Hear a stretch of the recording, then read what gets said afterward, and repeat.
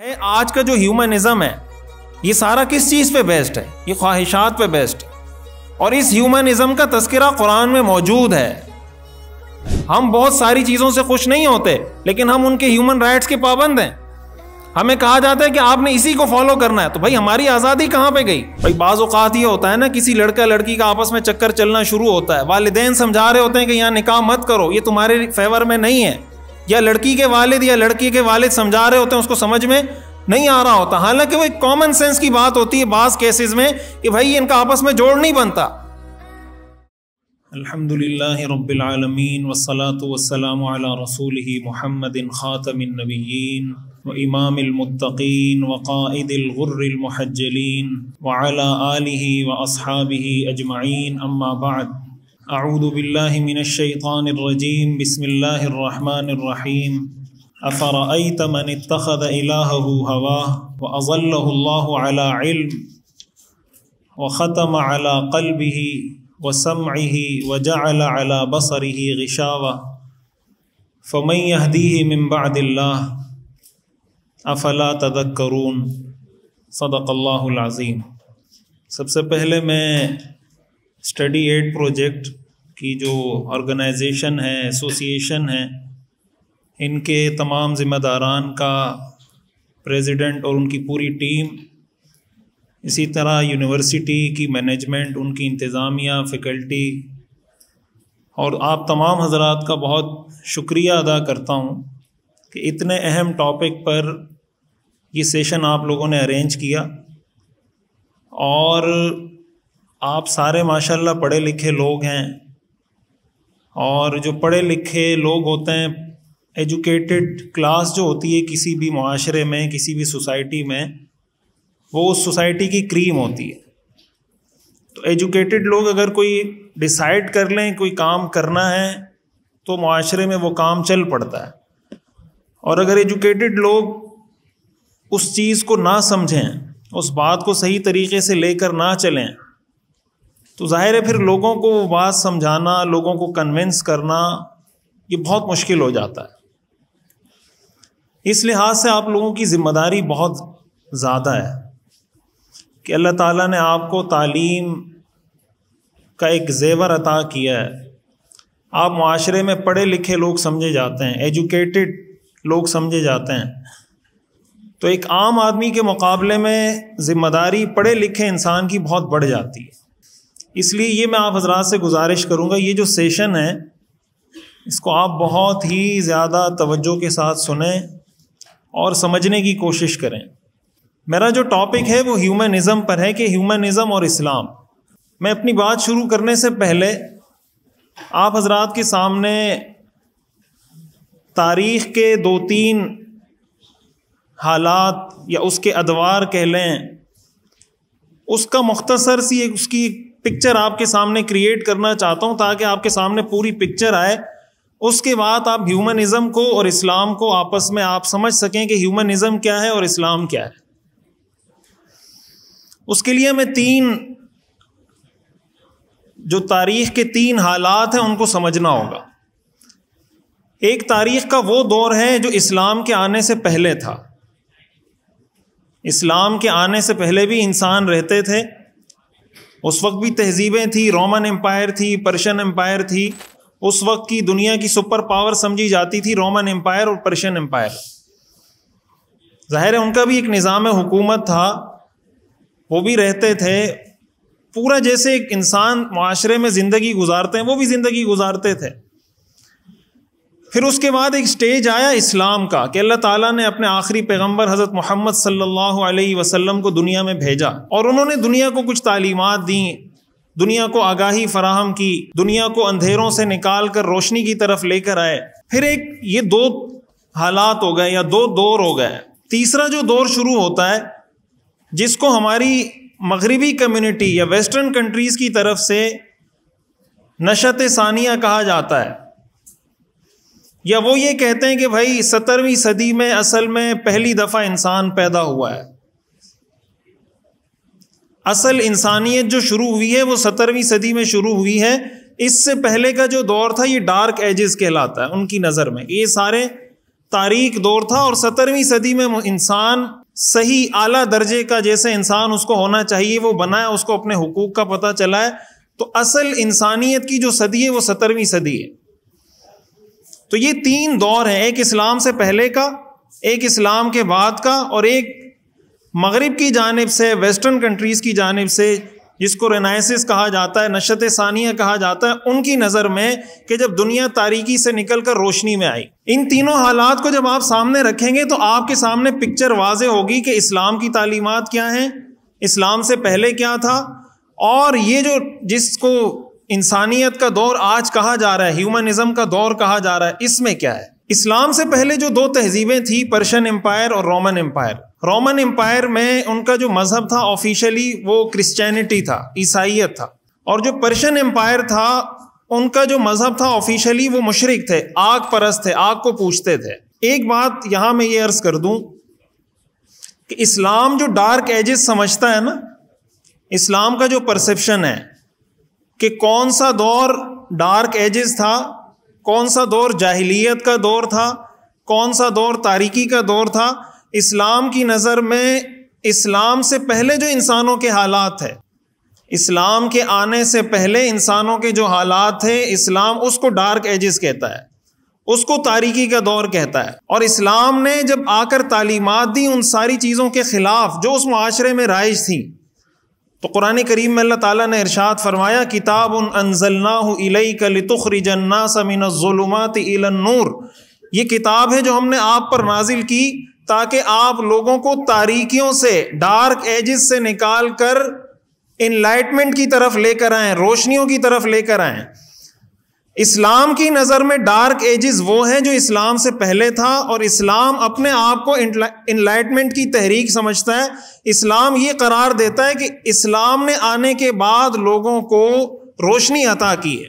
Waste کا جو concept ہے انسانیت کا، یا وہ یہ جو کہتے ہیں کہ انسانیت اصل میں 17ویں صدی میں لوگوں کو پتہ چلا ہے کہ انسان کیا ہوتا ہے اور اس کو اپنے حقوق کا پتہ چلا ہے، یہ اس سے پہلے کا جتنا دور ہے یہ اس کو ڈارک ایجز کہتے ہیں. یہ بات اچھے طریقے سے سمجھیں. میری اس گفتگو کے دوران آپ کو یہ بات جگہ جگہ نظر آئے گی کہ ویسٹ کا جو ڈبل سٹینڈرڈ ہے ہر چیز کے اندر، وہاں سے آپ کو یہ بات سمجھ میں آئے گی کہ ہیومنزم کا نعرہ لگا کے وہ کرنا کیا چاہتے ہیں، اور اسلام کا جو ہیومنزم کا تصور ہے وہ کیا ہے.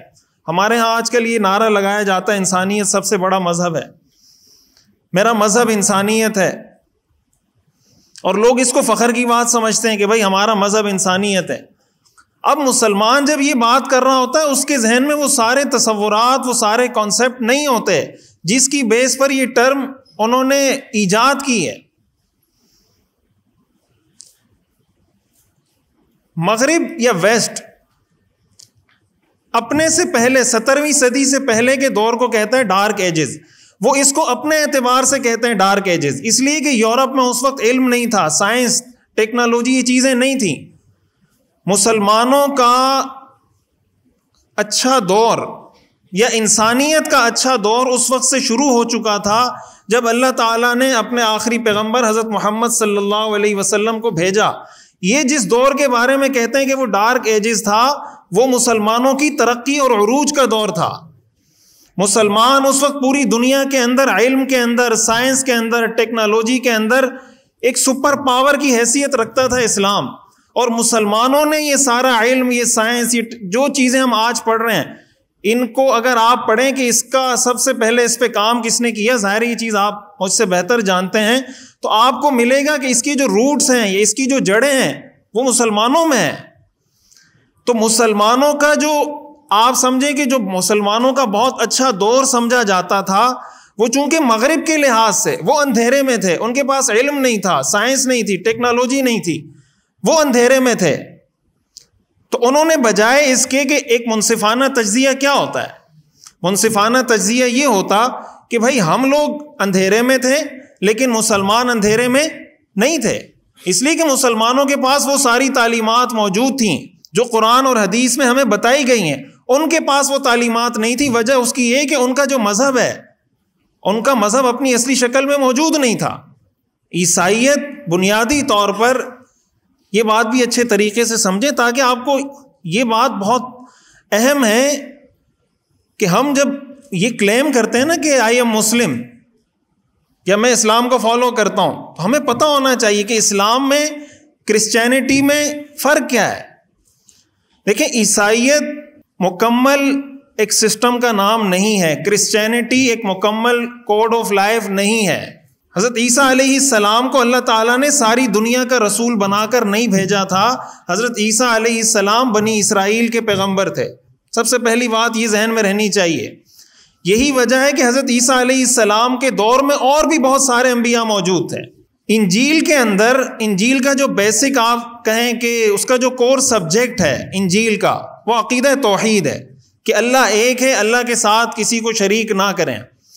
باقی یہ کہ آپ کی پولیٹیکل لائف، آپ کی اکنامیکل لائف، آپ کی سوشل لائف، آپ کی فیملی لائف، انجیل میں اس کے حوالے سے کچھ نہیں ہے.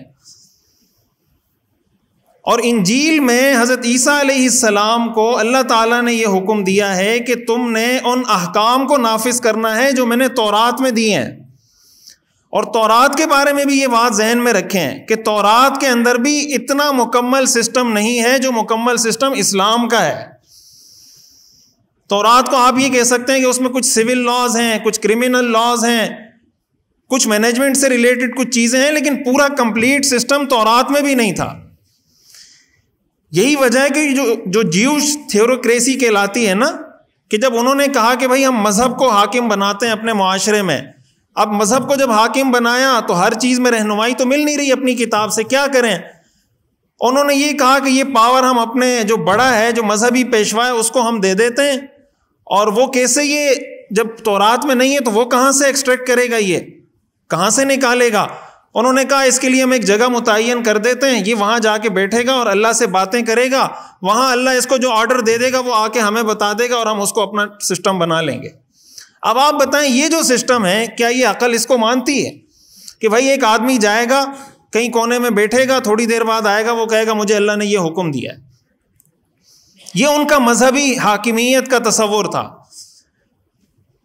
اب عیسائیت میں تو میں نے آپ کو بتایا کہ انجیل میں اللہ تعالیٰ نے حضرت عیسیٰ علیہ السلام نے خود یہ بات کی کہ میں تمہیں اس بات کا حکم دیتا ہوں. قرآن میں بھی اس کا ذکر ہے سورۃ الصف میں، وَإِذْ قَالَ عِيسَى ابْنُ مَرْيَمَ يَا بَنِي إِسْرَائِيلَ إِنِّي رَسُولُ اللَّهِ إِلَيْكُمْ مُصَدِّقًا لِمَا بَيْنَ يَدَيَّ مِنَ التَّوْرَاةِ، کہ جو تورات میں ہے میں اس کی تصدیق کر رہا ہوں کہ بھائی جو تورات میں ہے وہ ٹھیک ہے، تم اس پہ عمل کرو. وَمُبَشِّرًا بِرَسُولٍ، اور ایک رسول کی خوشخبری سنانے کے لیے آیا ہوں، یأتی من بعدی، جو میرے بعد آئیں گے، اسمہ احمد، ان کا نام احمد ہے. فلما جاءہم بالبینات، اللہ فرماتے ہیں جب وہ آ گئے تو کہنے لگے یہ تو جادو ہے. کرسچینٹی کے اندر کیا تھا؟ انہوں نے یہ سارا پاور دے دیا اپنے چرچ کو، پوپ کو. انہوں نے یہ پاور، اس لیے کہ انجیل میں تو ساری رہنمائی موجود نہیں تھی. اب ان کو پولیٹیکل سسٹم بھی چلانا ہے، ان کو اپنی عدالتیں بھی چلانی ہیں، ان کو اپنا سوشل لائف سسٹم بھی چلانا ہے، فیملی لائف سسٹم بھی چلانا ہے. کیسے چلائیں؟ انہوں نے 400 صدی عیسوی میں جو قسطنطین ہے نا، جو اس وقت استنبول کہلاتا ہے، ترکی کا بڑا شہر ہے، وہ جب مسلمان ہوا ہے، قسطنطینیہ کا جو بادشاہ تھا، اس نے عیسائیت کو ایکسیپٹ کیا. اور یہ بات بھی یاد رکھیں کہ عیسائیت کے اندر بہت ساری چیزیں، آپ اگر ہسٹری پڑھیں گے، میں جسٹ آپ کو ایک ہینٹ کے طور پہ یہ بتا رہا ہوں کہ سینٹ پال، اردو میں جس کو پولس کہتے ہیں، اس نے عیسائیت کا کیسے حلیہ بگاڑا تھا. عیسائیت کے اندر جو ایک عقیدہ پایا جاتا ہے نا، قرآن میں بھی اللہ نے اس کا ذکر کیا، لَقَدْ كَفَرَ الَّذِينَ قَالُوا إِنَّ اللَّهَ ثَالِثُ ثَلَاثَةٍ. اللہ تعالیٰ فرماتے ہیں وہ لوگ کافر ہیں جو کہتے ہیں اللہ تین کا تیسرا ہے. یہ جو ٹرینیٹی ہے کہ اللہ، عیسیٰ اور روح القدس، یہ تین لوگ ہیں. اب وہ کہتے ہیں تین ایک ہے اور ایک تین ہے. یہ جو عقیدہ ہے یہ خود بائبل کے اندر موجود نہیں ہے. یہ جو عقیدہ تثلیث ہے، جس کی جو آپ یہ سمجھیں ان کے عقائد میں شمار ہوتا ہے، یہ آج جو تحریف شدہ بائبل ہے اس کے اندر بھی یہ عقیدہ موجود نہیں ہے. لیکن یہ ظاہر ہے کہ بہت سے ایسے کرسچن ہیں جن کا یہ عقیدہ ہے، حالانکہ آج کی بائبل کے اندر بھی یہ عقیدہ موجود نہیں ہے. اب انہوں نے یہ کہا کہ بھائی، انہوں نے اپنے جو پوپ تھے، یہ سینٹ پال نے یا پولس نے، اس کے اندر بہت ساری چیزیں ایڈ کی، کرتے رہے، عیسائیت کا بالکل حلیہ ہی بگاڑ دیا. اب جب حکومت میں آئے, انہوں نے کہا ہم کیا کریں, سسٹم کیسے چلائیں گے؟ تو انہوں نے کہا کہ سسٹم ہم ایسا کرتے ہیں کہ پاور ہم پوپ کو دے دیتے ہیں, جو یہ فیصلہ کرے گا بس حکومت اس کی پابند ہوگی کہ جو فیصلہ یہ کرے گا ہم اسی فیصلے کے پابند ہیں. اب پوپ کہاں سے فیصلہ کرتا؟ اس کے پاس بھی تو کوئی رہنمائی نہیں تھی, وہ کوئی پیغمبر تو نہیں تھا. اب یہاں سے یہ سلسلہ شروع ہوا کہ انہوں نے ساری چیزیں اپنے قبضے میں لی, ہر چیز پہ انہوں نے اجارہ داری قائم کی, اور جو ان کی سمجھ میں آتا تھا بادشاہوں کو حکم دیتے تھے کہ یہ جائز ہے, یہ ناجائز ہے, یہ حلال ہے, یہ حرام ہے. قرآن کریم میں اللہ تعالیٰ نے فرمایا اتخذوا احبارهم ورهبانهم اربابا من دون اللہ, کہ انہوں نے اپنے مذہبی پیشواؤں کو خدا بنا لیا ہے. یہ تو اللہ کی اتھارٹی ہے کہ اللہ کسی چیز کو جائز ناجائز قرار دے, کسی مذہبی پیشوا کی اتھارٹی نہیں ہے کہ وہ اپنی طرف سے حلال کو حرام, حرام کو حلال کرے. انہوں نے انسان کی مذہبی آزادی بالکل سلب کر لی. اس طریقے سے انہوں نے اپنی خواہشات کو, قرآن کریم سورہ جاسیہ کے اندر اللہ تعالیٰ ارشاد فرماتے ہیں ارأیت من اتخذ الہہ ہوا, کیا تم نے اس شخص کو دیکھا جس نے اپنی خواہشات کو اپنا معبود بنا لیا ہے. یعنی وہ کس کی عبادت کرتا ہے؟ وہ اپنی خواہشات کی عبادت کرتا ہے, وہ اللہ کی عبادت نہیں کرتا. بس جو اس کی خواہش اس کو کہے. آج کا جو ہیومنزم ہے یہ سارا کس چیز پہ بیسڈ ہے؟ یہ خواہشات پہ بیسڈ ہے. اور اس ہیومنزم کا تذکرہ قرآن میں موجود ہے, اور ایک جگہ پہ نہیں, ایک جگہ سے زیادہ اور کئی جگہوں پر موجود ہے. قرآن کی اس آیت کا ترجمہ یہی ہے, کیا تم نے اس شخص کو دیکھا جس نے اپنی خواہشات کو اپنا معبود بنا لیا؟ معبود کا کیا مطلب ہوتا ہے؟ جو معبود آپ کو کہتا ہے آپ اس پہ عمل کرتے ہیں, جو خواہشات ان کو کہے وہ اس پہ عمل کرتے ہیں. اس لیے اس کا مطلب یہ ہوا کہ وہ خواہش کی عبادت کرتے ہیں. جیسے ایک بت ہوتا ہے تو خواہش بھی ایک بت ہے, اور ظاہر ہے کہ انسانی خواہشات انسان کی رہنمائی نہیں کر سکتی. وجہ اس کی ہے کہ عقل خواہش کے سامنے گھٹنے ٹیک دیتی ہے. عقل خواہش کے سامنے جب کوئی ڈیزائر آتی ہے نا, تو آپ ظاہر ہے کہ سارے نوجوان ہیں, آپ اس بات کو بہت اچھے طریقے سے جانتے ہیں کہ انسان پر جب کسی چیز کا خواہشات کا غلبہ ہو جاتا ہے پھر اس کی عقل میں کوئی بات نہیں آ رہی ہوتی. حدیث شریف میں آتا ہے رسول اللہ صلی اللہ علیہ وسلم نے فرمایا حبک الشیء یعمی و یصم, تمہاری کسی چیز سے محبت تمہیں اندھا بھی کر دیتی ہے, بہرا بھی کر دیتی ہے. تو جو آدمی اندھا اور بہرا ہو وہ کیسے فیصلہ کرے گا؟ بھائی بعض اوقات یہ ہوتا ہے نا, کسی لڑکا لڑکی کا آپس میں چکر چلنا شروع ہوتا ہے, والدین سمجھا رہے ہوتے ہیں کہ یہاں نکاح مت کرو, یہ تمہارے فیور میں نہیں ہے, یا لڑکی کے والد یا لڑکی کے والد سمجھا رہے ہوتے ہیں, اس کو سمجھ میں نہیں آ رہا ہوتا. حالانکہ وہ ایک کامن سینس کی بات ہوتی ہے بعض کیسز میں کہ بھائی ان کا آپس میں جوڑ نہیں بنتا, لیکن وہ کہتے نہیں ہم نے یہ شادی کرنی ہے.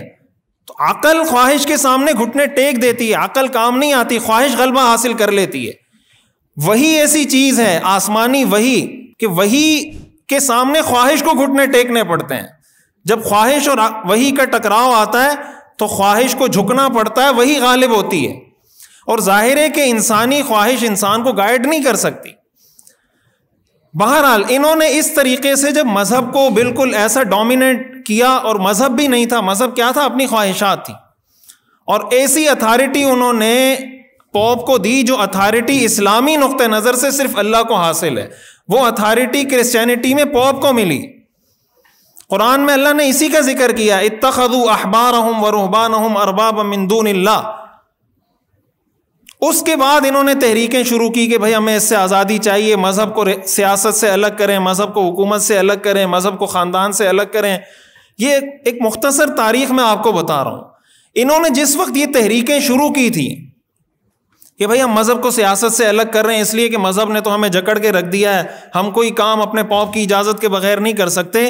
اسلام جب یہ لوگ یہ کام کر رہے تھے, اسلام کو آئے ہوئے 700 سال ہو چکے تھے. اسلام کو آئے ہوئے 700 سال ہو چکے تھے, اور اسلام ان ساری چیزوں کو غلط قرار دے چکا تھا. یہ جو قرآن کی آیت میں آپ کو سنا رہا ہوں کہ قرآن میں اللہ نے فرمایا کہ انہوں نے اپنے پوپ کو معبود بنا لیا, یہ کیا ہے؟ یہ اسی مذہبی پیشوائیت پہ رد ہے کہ بھائی ایسا مذہبی پیشوا اللہ کو نہیں چاہیے جو حلال کو حرام, حرام کو حلال کرنا شروع کر دے, اپنی طرف سے دین بنانا شروع کر دے.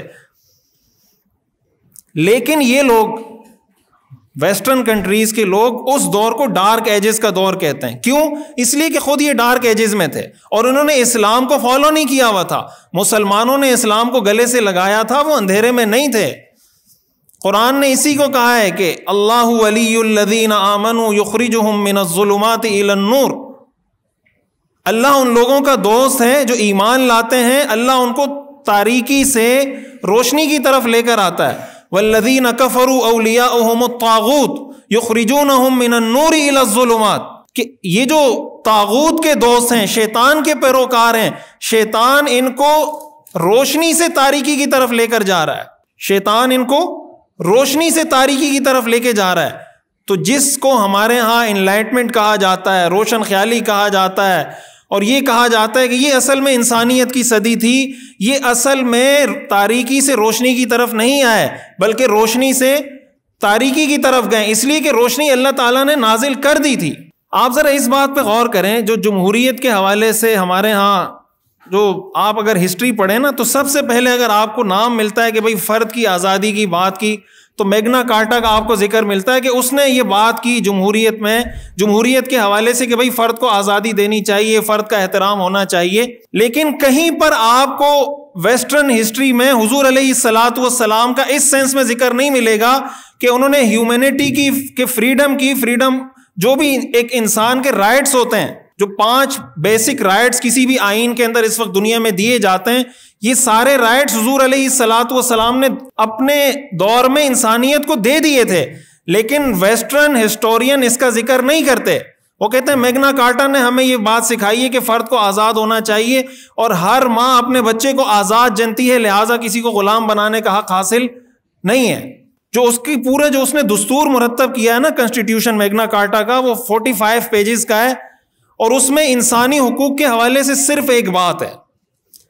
اس میں ایک بات ہے, اور وہ بات یہ ہے کہ کسی پر آپ مقدمہ چلائے بغیر اس کو گرفتار نہیں کر سکتے, کسی کو آپ قانون کے کٹہرے میں لائے بغیر اس سزا نہیں دے سکتے.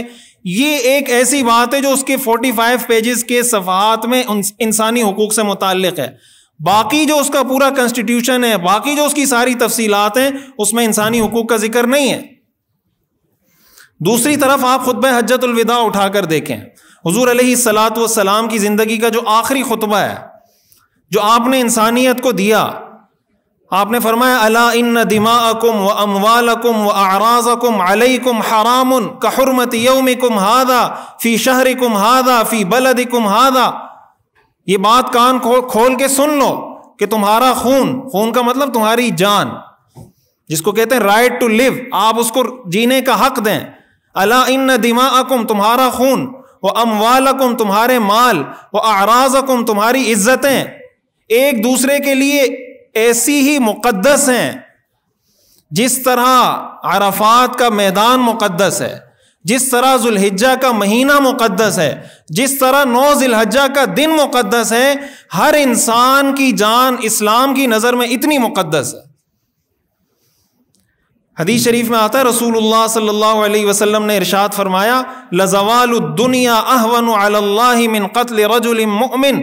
ساری دنیا کا ختم ہو جانا اللہ کی نظر میں ہلکا ہے اس سے کہ کسی ایک مسلمان کو قتل کر دیا جائے. حدیث میں آتا ہے حضور علیہ الصلاۃ والسلام ایک مرتبہ بیت اللہ کا طواف کر رہے تھے, اور بیت اللہ کا طواف کرتے ہوئے حضور علیہ الصلاۃ والسلام بیت اللہ کو دیکھ کر کچھ جملے کہنے لگے کہ اے اللہ کے گھر بیت اللہ, تو کتنا خوبصورت ہے, تیری خوشبو کتنی خوبصورت ہے, تیری شان کتنی بلند ہے. یہ ساری باتیں حضور علیہ الصلاۃ والسلام بیت اللہ کو کر رہے ہیں, جیسے آدمی کسی کو مخاطب کر کے بات کر رہا ہوتا ہے. اور پھر حضور علیہ الصلاۃ والسلام نے فرمایا اس ذات کی قسم جس کے قبضے میں میری جان ہے, کہ ایک انسان کی جان کی قدر اللہ کی نظر میں تجھ سے بھی زیادہ ہے. ایک انسانی جان کی قیمت اسلام کی نظر میں بیت اللہ سے زیادہ ہے. یہ ہیومن رائٹس ہمیں حضور علیہ الصلاۃ والسلام نے اس دور میں دے دیے تھے جس دور کو آج کا ویسٹ ڈارک ایجز کہتا ہے. یہ ڈبل سٹینڈرڈ ہے, اور یہ بات اچھے طریقے سے یاد رکھیں کہ اس وقت اسلام کا جو مقابلہ ہے اسی ہیومنزم کے ساتھ ہے. اور یہ ہیومنزم جو میں نے آپ کو بتایا نا کہ اسلام سے پہلے کی صورتحال, میں تھوڑا آپ کو اس طرف لے کے جاتا ہوں تاکہ آپ کو پتہ چلے کہ اسلام سے پہلے جو ڈارک ایجز تھے وہ کیا تھے، اور آج کا جو ویسٹرنزم ہے اس کے اندر جس کو کہا جا رہا ہے کہ انسانیت نے ترقی کر لی، اس میں کیا ہے۔ پرشین امپائر کے اندر میں نے آپ کو بتایا کہ مجوسیوں کی حکومت تھی، مشرک تھے وہ، ان کے نزدیک جس چیز کو آج کہا جا رہا ہے نا کہ بھائی اس کو بھی جائز کر دو، ٹرانسجینڈر ایکٹ بھی آ رہا ہے اور ہومو سیکشولیٹی کو بھی پروموٹ کیا جا رہا ہے اور طرح طرح کی چیزیں، یہ ساری چیزیں اس وقت پرشین امپائر کے اندر موجود تھیں اور لیگلائز تھیں۔ ان کا یہ مذہبی عقیدہ تھا۔ یہ بات کرتے ہوئے بھی عجیب لگتا ہے، لیکن آج کل تو یہ چیزیں یعنی ظاہر ہے کہ سوشل میڈیا پر اور ہر جگہ پر پھیلتی جا رہی ہیں۔ ان کا یہ عقیدہ تھا کہ بھائی بہن کا نکاح ہو سکتا ہے، بیٹے کا ماں کے ساتھ نکاح ہو سکتا ہے، حتیٰ کہ ان کا ایک فرقہ ہے مجوسیوں کا مزدکیہ کے نام سے، اس نے مذہبی طور پہ یہ فتویٰ دیا تھا کہ بھائی عورت انسان کے لیے ایسی ایک کامن پراپرٹی ہے جیسے آگ، پانی اور ہوا ہے۔ یہ ان کا مذہبی فتویٰ تھا مجوسیوں کا فارس میں اسلام کے آنے سے پہلے، کہ بھائی جیسے آگ، پانی، ہوا پہ سب کو اختیار حاصل ہے، اسی طرح عورت پہ سب کو اختیار حاصل ہے، کوئی کسی کو منع نہیں کر سکتا۔ آج کا جو مغرب ہے وہ اسی کی طرف جا رہا ہے، نہیں جا رہا؟ جو انسیسٹ ہے، جو بیسٹیا ہے، جو ان چیزوں کی طرف جو ویسٹ جا رہا ہے۔ تو آپ مجھے بتائیں کہ آج شکاگو کے اندر بہت سارے، جو امریکہ کے بہت سارے شہروں میں ان چیزوں کو لیگلائز کیا جا رہا ہے، تو سیم وہی چیز ہے جو حضور علیہ الصلوۃ والسلام کے آنے سے پہلے فارس میں تھی، جو حضور کے آنے سے پہلے رومن امپائر میں تھی، وہ چیزیں آج دوبارہ آپ سمجھیں اس کو ریکال کیا جا رہا ہے، اس کو دوبارہ نئی شکل دے کر، نئی شیپ میں اس کو دوبارہ لایا جا رہا ہے، اور اس کو قرار دیا جا رہا ہے کہ جناب یہ اصل میں انلائٹمنٹ ہے، یہ اصل میں انسانی حقوق ہیں۔ ان انسانی حقوق سے نکالنے کے لیے تو اللہ نے اپنے پیغمبر کو بھیجا تھا۔ یہ کون سے انسانی حقوق ہیں؟ یہ انسانی حقوق ہیں یا جانور پناہ ہے؟ کہتے ہیں بھائی آپ فرد کو آزادی دے دیں۔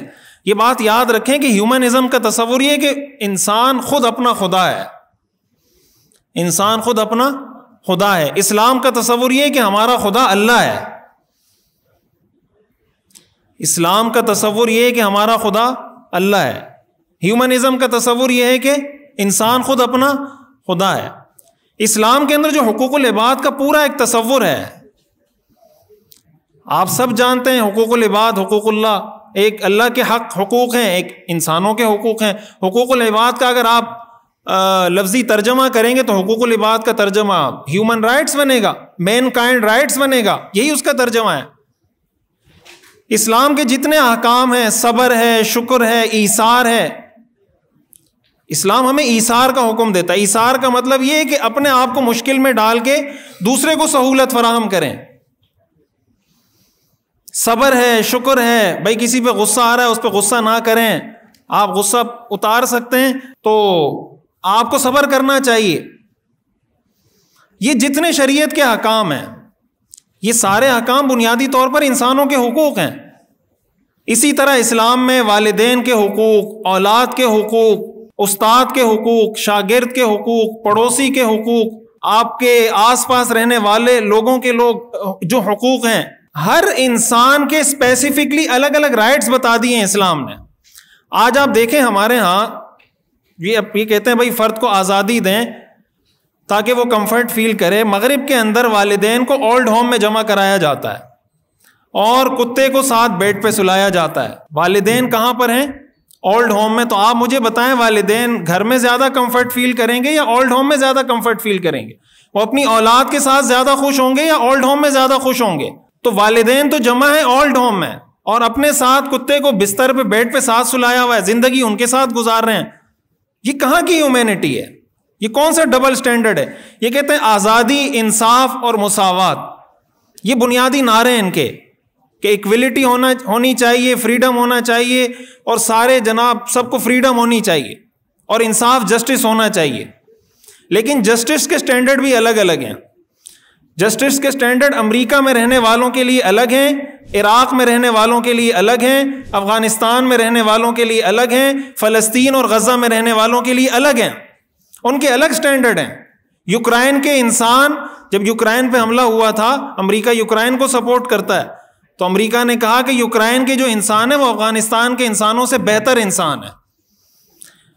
یہ جو ذات پات کا تصور ہے جس کو اسلام نے آ کے ختم کیا کہ خلقناکم من ذکر و انثی، ہم نے تمہیں ایک مرد ایک عورت سے پیدا کیا. لا فضل لعربی علی عجمی، کسی عربی کو عجمی پر، کسی عجمی کو عربی پہ کوئی فضیلت حاصل نہیں. اسلام نے آ کے اس تصور کو ختم کیا. آج کے ہیومن رائٹس کے اندر یہ تصورات دوبارہ پیدا کیے جا رہے ہیں. اور وہ ساری جو ذات کا سسٹم تھا کہ بھائی ہم تم سے سپیریئر ہیں، آج جو ہیومن رائٹس اقوام متحدہ کا چارٹر بنا ہوا ہے ہیومن رائٹس، تو بھائی اگر ہر فرد کو آزادی ہے، اس کا مطلب پاکستان میں رہنے والے لوگوں کو بھی آزادی ہے، وہ اپنے حقوق خود ڈیفائن کریں گے. لیکن ہمیں باؤنڈ کیا جاتا ہے کہ آپ نے ان ہیومن رائٹس کو ایکسیپٹ کرنا ہوگا جو اقوام متحدہ نے بنائے ہیں. تو فرد کی آزادی کہاں پر گئی؟ اس کا مطلب فرد کی آزادی نہیں، انہوں نے کچھ لوگوں کو اختیار دے دیا، نعرہ یہ لگایا کہ ہم نے سب کو آزاد کر دیا ہے، ایک ہاتھ سے آزادی دی، دوسرے ہاتھ سے آزادی اپنے کنٹرول میں رکھی کہ جب ان سے آزادی سلب کرنی پڑے گی آزادی سلب کر لیں گے. میں آخری بات عرض کر کے بات ختم کرتا ہوں. قیصر راجہ صاحب تشریف لا چکے ہیں تو ان کی بات یقیناً اس حوالے سے بہت زیادہ اہم ہے. دیکھیں اسلام کا جو ہیومنزم کا تصور ہے، اسلام یہ کہتا ہے انسان غلام ہے، بندہ ہے. ہم کہتے ہیں اشہد ان لا الہ الا اللہ و اشہد ان محمدا عبدہ و رسولہ. سب سے بڑا عبد وہ اللہ کے رسول ہیں، سب سے بڑے اللہ کے غلام وہ اللہ کے رسول ہیں، اور اس کے بعد ہم سب اللہ کے بندے ہیں، اللہ کے غلام ہیں. اسلام یہ کہتا ہے کہ آپ نے انسانیت کی خدمت کرنی ہے، انسانیت کو خوش کرنا ہے، انسانیت کو آپ نے کوشش کرنی ہے، فیسیلیٹیٹ کرنا ہے، لیکن اللہ کی رضا کے لیے. قرآن میں آتا ہے انما نطعمکم لوجہ اللہ، ہم تمہیں اللہ کی رضا کے لیے کھانا کھلاتے ہیں. لا نرید منکم جزاء ولا شکورا، نہ ہمیں تم سے بدلہ چاہیے نہ ہمیں شکریہ چاہیے. اسلام کا ہیومنزم کا تصور یہ ہے کہ انسانیت کی خدمت بھی اللہ کی رضا کے لیے کرنی ہے، والدین کی خدمت بھی اللہ کے لیے کرنی ہے، اولاد کی خدمت بھی اللہ کے لیے کرنی ہے، بیوی کے حقوق بھی اللہ کے لیے ادا کرنے ہیں، اور شوہر کے حقوق بھی اللہ کے لیے ادا کرنے ہیں. یہ اسلام کا تصور ہے. ہم اگر کسی انسان کی خدمت کرتے ہیں، قرآن نے ہمیں منع کیا ہے کہ بھائی خدمت کرنے کے بعد احسان مت جتلاؤ، اس لیے کہ اگر احسان جتلاؤ گے تمہاری نیکی ضائع ہو جائے گی. وہ یہ کہتے ہیں کہ انسانیت کی خدمت کرنی ہے، لیکن انسانیت کو خوش کرنے کے لیے جس چیز سے انسان خوش ہوتا ہے اس سے آپ اس کو خوش کریں، لیکن یہ نعرے کی حد تک ہے، کرتے وہ نہیں ہے جس سے انسان خوش ہوتا ہے. ہم بہت ساری چیزوں سے خوش نہیں ہوتے، لیکن ہم ان کے ہیومن رائٹس کے پابند ہیں. ہمیں کہا جاتا ہے کہ آپ نے اسی کو فالو کرنا ہے، تو بھائی ہماری آزادی کہاں پہ گئی؟ تو نعرہ یہ لگایا جاتا ہے کہ بھائی آپ انسان کو خوش کریں، لیکن جب انسان کہتا ہے مجھے اس سے خوشی نہیں، وہ کہتا نہیں آپ کو خوش ہونا پڑے گا. آپ کیسے خوش نہیں ہے؟ جب ہم نے کہہ دیا آپ کو خوش ہونا چاہیے، آپ کیسے کہتے ہیں میں خوش نہیں ہوتا؟ تو اسلام نے جو ہمیں ہیومینٹی دی، آپ خطبہ حجۃ الوداع کا ذرا مطالعہ کریں تو آپ کو یہ پتہ چلے گا کہ ویسٹ نے ہمیں آ کے تاریکیوں سے نہیں نکالا، ویسٹ نے آ کے ہمیں دوبارہ روشنی سے تاریکی میں دھکیلا ہے. اسلام نے ہمیں تاریکی سے روشنی کی طرف نکالا تھا، اور جس تاریکی سے نکالا تھا، آپ اگر اسلام سے پہلے کے حالات پڑھیں اور آج ویسٹ کے حالات پڑھیں، آپ کو لگے گا کہ اسلام آج ہی کے دور کے لیے آیا تھا، اور انہی جاہلوں کو اس تاریکی سے نکالنے کے لیے، اسلام کی روشنی کی طرف نکالنے کے لیے آیا تھا. اسلام کا جو جسٹس کا نظام ہے وہ سب کے لیے، وہ ایکول ہے. حضرت عمر رضی اللہ تعالیٰ عنہ کے دور میں حضرت عمرو بن العاص مصر کے گورنر تھے، ان کے بیٹے نے ایک شخص کو تھپڑ مار دیا. اس کے والد نے حضرت عمر کو خط لکھا کہ تمہارے گورنر نے میرے بیٹے کو بلا وجہ تھپڑ مارا ہے. حضرت عمر نے حضرت عمرو بن العاص کو بھی بلایا، اس شخص کو بھی بلایا اور ان کے بیٹے کو بھی بلایا، اور کہا کہ میرے سامنے یہ کوڑا لو اور اس کو کوڑا مارو. تو اور ان کو یہ بھی کہا کہ اگر آپ چاہیں تو ان کے والد کو بھی کوڑا مار سکتے ہیں، اس لیے کہ اس نے جو بدماشی کی اپنے والد کی وجہ سے کی ہے. اور پھر حضرت عمر نے فرمایا متى استعبدتم الناس وقد ولدتهم امهاتهم احرارا، تم نے کب سے لوگوں کو غلام سمجھنا شروع کر دیا ہے حالانکہ ان کی ماؤں نے ان کو آزاد جنا تھا. یہ تصور میگنا کارٹا نے دیا ہے یا حضرت عمر نے دیا ہے؟